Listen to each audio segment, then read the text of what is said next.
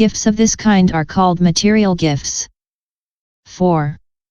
Non-existence of the thing given. Question. Generosity is the renunciation of wealth.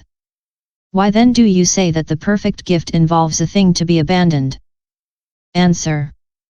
1. There are two kinds of generosity, supramundane, and that which is not supramundane.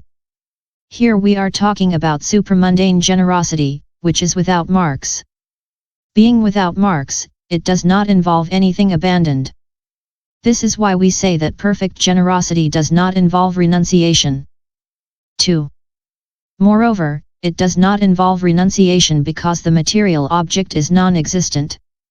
This object is empty in the future and the past. In the present, it has no defined property.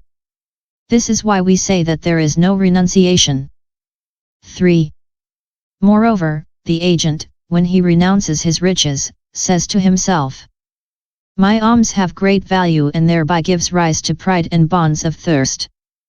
This is why we say that the perfect gift does not involve a thing abandoned. Since nothing is abandoned, all pride is excluded.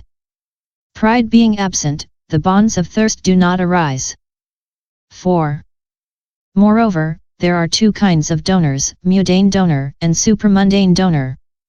The mundane donor renounces his riches but does not renounce his generosity. Whereas the supramundane donor renounces both his riches and his generosity. Why? Because the material object and the concept of generosity are both non-existent. This is why we say that the perfect gift does not involve renunciation. 5. Finally, in the Prajnaparamita, it is said that three things do not exist, namely, the object given, the donor and the recipient. 1. Non-existence of the outer object. 1. Debate with the realist. The realist.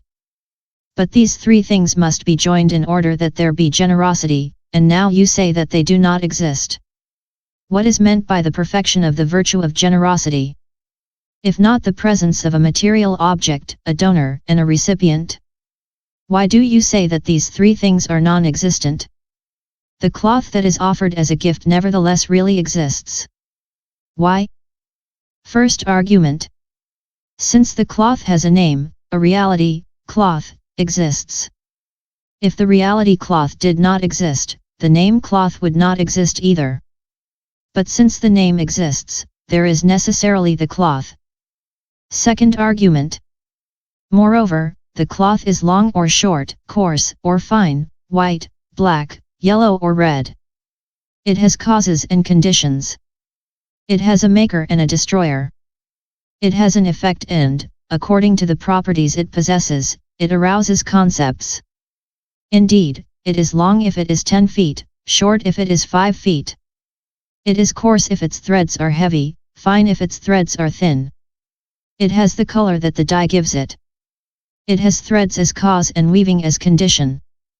These causes and conditions being brought together, there is cloth.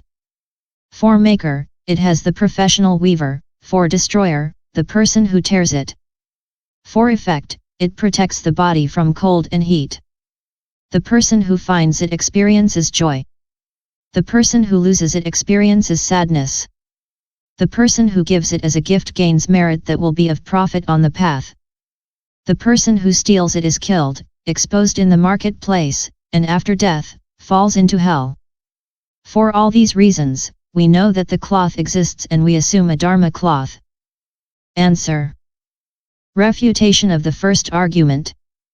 You say that the thing exists because the name exists. This is not correct. Why? There are two kinds of names. The kind that corresponds to a reality and the kind that does not correspond to a reality. Thus, there is a plant called choli kori, in the language of Tsin, means thief.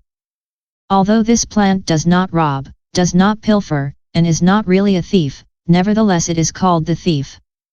Again, the horn of a rabbit and the hairs of a tortoise are only names and have no reality. Although the cloth is not non-existent in the same way that the horn of a rabbit or the hair of a tortoise. It exists only as a result of the complex of causes and conditions and, when these causes and conditions disappear, it no longer exists. It is the same for the forest, the chariot, etc., which all have a name but have no reality.